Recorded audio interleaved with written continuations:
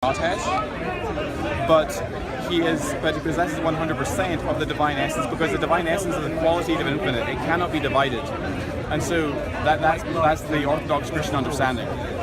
Do you accept that even in mathematics there are different kind of infinities? Yeah, I do. There's quantitative infinite and there's a qualitative. Right.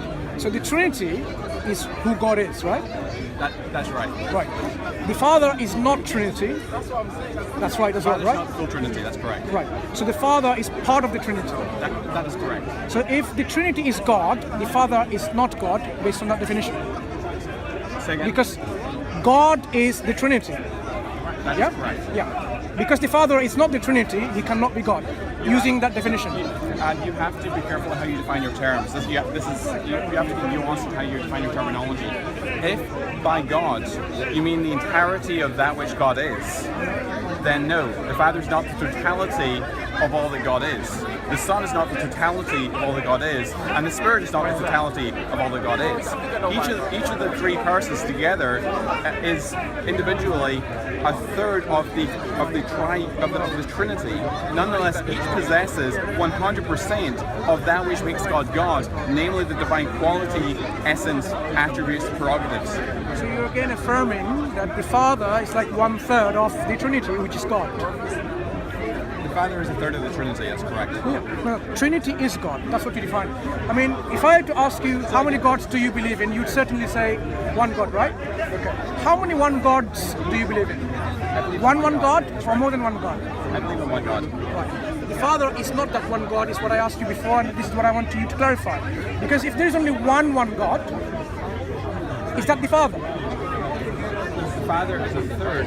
So you've got two senses in which you use the word God, and so you have to be careful as to define what sense you mean the term in. We have two definitions of God.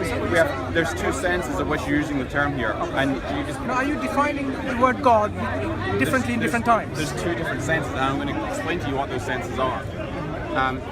We believe in one.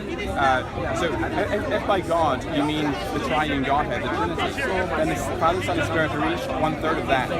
If by God you mean possessing the divine qualities, that which makes God God, then you have then that's another definition of God, and Christ is 100% of that. It possesses 100% of that which makes God God. So he participates fully in the divine essence, not in a third of the divine essence or 3/4 of the divine essence, but 100% of the divine essence. In your definition, you can have, say, 1 million persons, and still that can be one God. So, for example, we can have another person called the daughter of God, having all the divine attributes of God, and still they can be one God, because one God is the totality. So within this totality, at the moment you have 3 persons, right? So there could be 4 persons, there could be 5 persons, there could be zillions of persons, but ultimately that totality is one God. Yeah? So that's one definition. But when you talk about individual members, you don't use the same definition of God, you use a different definition of God in that sense. They possess divine attributes, prerogatives, qualities, as you said. So when we look at all these things, so is Trinity something that, which makes one God? Is it by choice or is it forced upon them, these persons? Because the reason why I'm asking is, you have to, clarify your views about one God. Because when we find the Father, for example, or the Son, for that matter, each possessing everything that makes God God. Okay? So the Father is not in any way less than God, in any way, shape or form. Being God in that sense, but still he's not the totality of God. That means the Godhead is actually bigger, if I can use this term loosely, bigger than the individual members. So when these individual members who are God, by your definition, do they became united by choice, or was it forced on them? Neither. I mean, there's a false dichotomy. I mean, they are eternally in that relationship. So it's not that they became united; it's that they've eternally been united in the essence of God. The entirety of that which God is not exhausted on the person of Christ. There are 3 divine persons: Father, Son, and Spirit. And the Son is the Son is fully God in the sense that he possesses the fullness of the divine essence and participates in the divine essence. But he's not all that God is not exhausted upon the person of Christ. Okay, that's a very interesting question. May I ask something about that? Go ahead. So you say that what God is not exhausted in the person of Christ. That's right. So you're saying that Christ therefore is not fully God. I know. I think he is fully God. If he's fully God, he does not exhaust. No, I said you have to. What is the exhaust? two different senses in which I'm speaking. Okay. So there's a sense in which he is. If by God you mean the Trinity, well, he's not the entire Trinity. So he's not the entire triune Godhead, but he's fully God in the sense that he participates fully in all of that which makes God God, the divine qualities, the divine attributes, the divine prerogatives, and the divine essence, and so forth.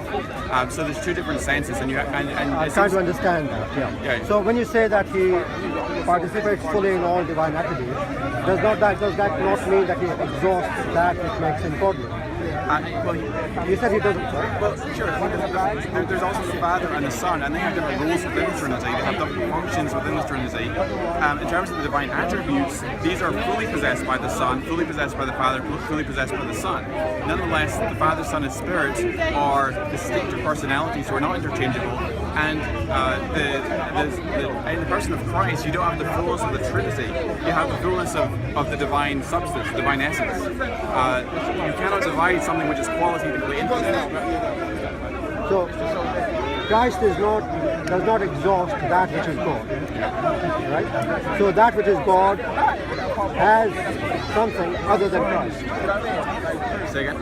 Has something other than Christ. That which is God includes other than Christ. That which makes God is the divine attributes. God includes other than Christ.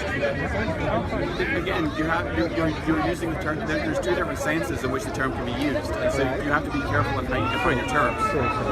So in the sense that you were speaking about Christ not exhausting divinity, in that sense, divinity includes other than Christ.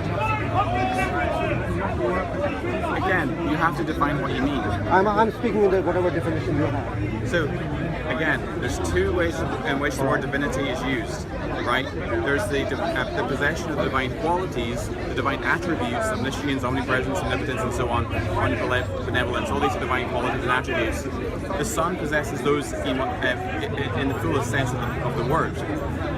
But the Son does not.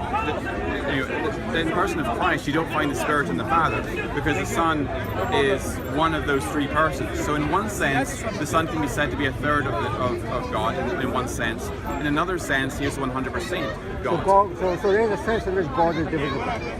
Sorry? So there is a sense in which God... There is a sense, and it's not... There's a sense in which God is divisible. That is the orthodox historical understanding of the Trinity. It's a heresy. It's not. No, it's a heresy if you divide the divine essence, which I don't do. Say Jesus is a third of God is a heresy. In one sense, it is. In any sense. It's a sense. It's a heresy if, like God, you mean the divine essence. If you divide the divine essence, that is indeed the heresy of partialism. I mean it by the definitions of traditional Orthodox Christianity, the creeds of Athanasius. Yeah, I've read the Athanasian Creed. I'm very familiar with church history. And the language you use, maybe it's just the language you use, veers off occasionally into heresy. It does. But hey, this is Speaker's Corner. It doesn't really matter. Okay. We're not interested in identifying one's belief as a heretical or orthodox. It's the concept. Is this concept coherent or not? Because what I find is, I still don't understand how you have each person possessing the fullness of God. It's not one God. Because you have one God, the Father, and one God, the Son, and one God, the Holy Spirit. Why do you then say that's not three gods, but that's one God, when clearly each member is clearly one God? See, you're pitching a false dichotomy to me. You're asking, so if I say that the fullness of all that God is exhausted on the Son, then that would be tritheism, because I need to have the Father, Son, and Spirit each fully exhausting all that God is. That would be tritheism. If, on the other hand, you say that each possesses only a third of the divine essence, that would be partialism, both of which are heresies.